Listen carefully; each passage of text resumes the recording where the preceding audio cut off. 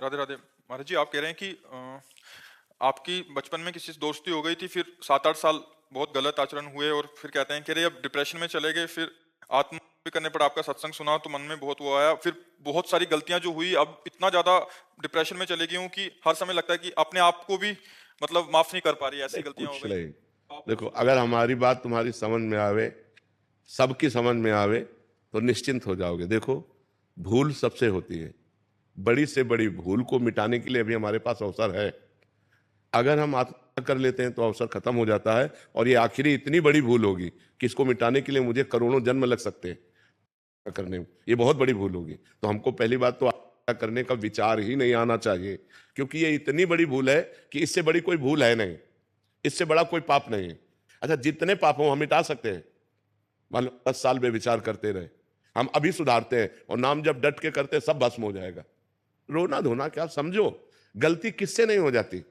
हम समझ रहे हैं कि पैर हम ठीक जगह रख रहे हैं और वहां फिसलन है, फिसल गए। फिसलन वाला मार गए, ये माया फिसलाती है।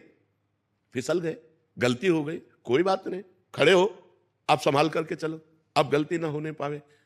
आत्महनन गति जाए, बड़ी दुर्गति प्राप्त होती, प्रेत योनि को प्राप्त होता है आत्महत्या करने वाला। न पानी न भोजन, नाना प्रकार की क्लेश पीड़ाएं उसको सहनी पड़ती है। तो बिल्कुल डिप्रेशन में भी जाने की जरूरत नहीं। हमारे द्वारा जो शारीरिक गलतियां होती हैं, ये हमारे पूर्व जन्म की वासनाएं हैं। इनको नष्ट करने के लिए हमको मजबूत होना चाहिए, टूटना नहीं चाहिए। 100 बार हम हार जाएं, 1000 बार हार जाएं, तो भी हम कोशिश करेंगे उठकर खड़े होकर चलने की। वो तो बहादुर पुरुष है, उसी में पड़ा रहे तो फायदा क्या है। उठो बच्चा, ये सब डिस्टर्ब दिमाग से छोड़ो। राधा राधा राधा राधा राधा, सर्व पाप नष्ट हो जाएंगे। भगवान की शरण में तो आओ। अहम त्वाम सर्व पापेभ्यो मोक्षयिष्यामि मा शुचा, मैं तुम्हें परम पवित्र कर दूंगा, सारे पाप नष्ट कर दूंगा। भगवान करे, कोई एक आदमी पापी थोड़ी है। भूल से सबसे गलतियां होती हैं।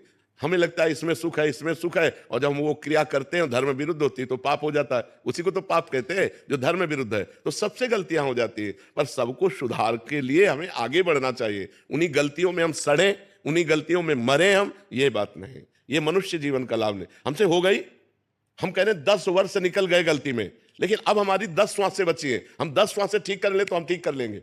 मान लो आखिरी श्वास में राधा निकला, हमें भगवान मिल जाएंगे। काहे को चिंता करते हो, एकदम प्रसन्न हो जा और सब छोड़ और नाम जप कर और अब अच्छे आचरण कर। ठीक है, ये डिस्टर्ब होना, डिप्रेशन में जाना, ये सब बेवकूफी है, पागलपन है। इस बात नहीं, बड़ी से बड़ी गलती का निदान है।